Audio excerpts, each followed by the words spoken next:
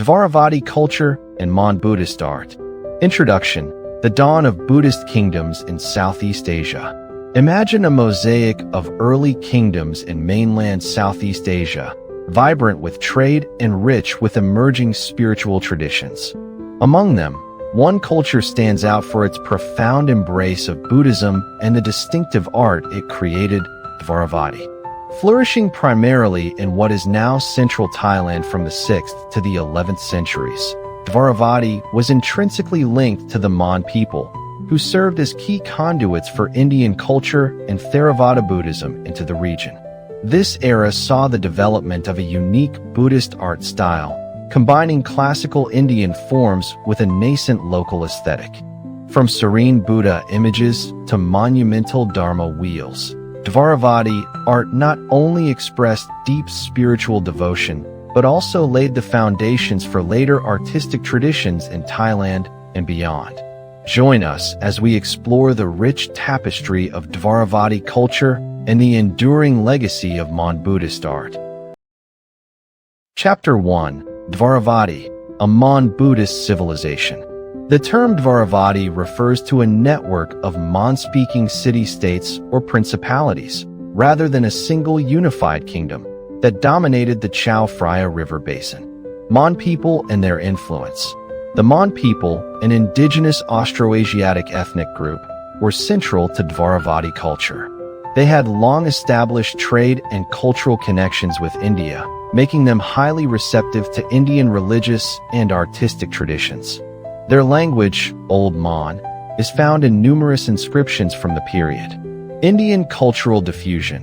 Dvaravati absorbed significant influences from India, particularly from the Gupta and post-Gupta periods, in terms of religious concepts, writing systems, and artistic styles. This diffusion occurred primarily through maritime trade routes and the arrival of Buddhist monks and scholars. Theravāda Buddhism as dominant faith. Archaeological evidence, including numerous Buddha images and Dharma wheels, indicates that Theravāda Buddhism was the predominant religion in Dvaravati. Unlike some contemporary kingdoms that embraced both Hinduism and Mahayana Buddhism, Dvaravati's focus on Theravāda was distinct and profound. Urban centers and moated cities. Dvaravati settlements were typically moated cities, often with an oval or circular layout, reflecting a sophisticated understanding of urban planning and defense.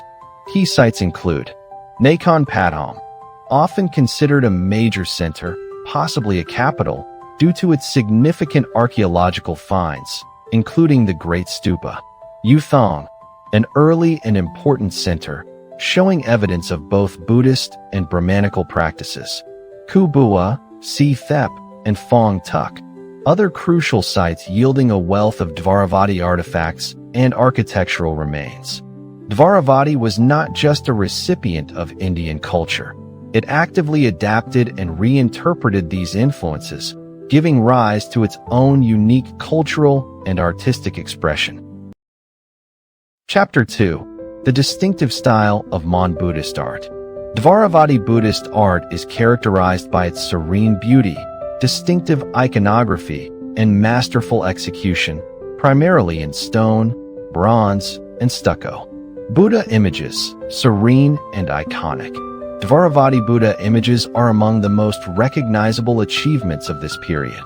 They often feature facial features, a rounded or oval face, arched eyebrows often forming a continuous line, prominent downcast eyes, a broad nose, and thick, often smiling or serene lips. Hair and usnisha, tight spiral curls of hair, and a prominent usnisha often topped by a lotus bud or flame-like aureole. Mudras. A distinctive characteristic is the frequent depiction of the Buddha with both hands raised in the Vitarka Mudra. While this gesture usually involves only one hand in Indian art, the bilateral Vitarka Mudra is a hallmark of Dvaravati. Other common mudras include Ubhya Mudra and Dhyana Mudra. Drapery. The monastic robe is typically depicted with thick, naturalistic folds, often falling over the left shoulder or draped symmetrically. Postures. Common postures include standing, seated with legs loosely folded in the European or Pralambanasana pose, or seated in meditation.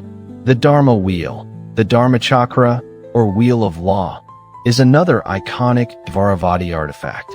These large, often intricately carved stone wheels symbolize the Buddha's first sermon and the turning of the wheel of Dhamma.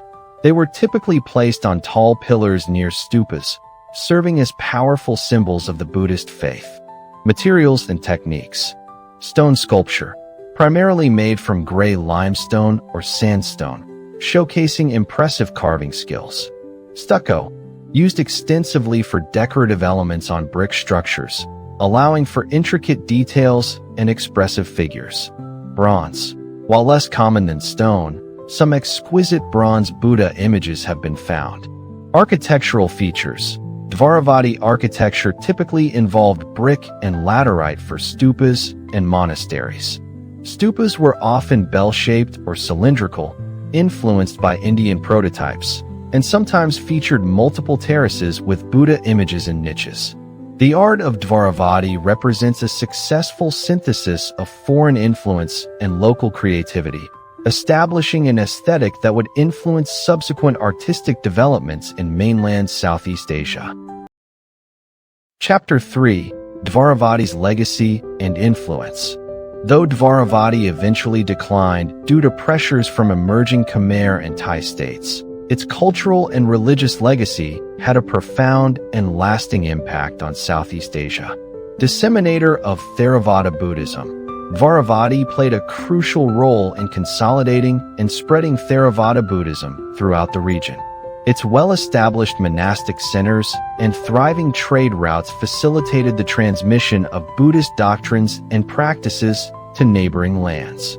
Artistic influence. The distinctive Dvaravati art style heavily influenced the Buddhist art of later Thai kingdoms, such as Sukhothai and Ayutthaya, as well as aspects of early Khmer and Burmese Buddhist sculpture.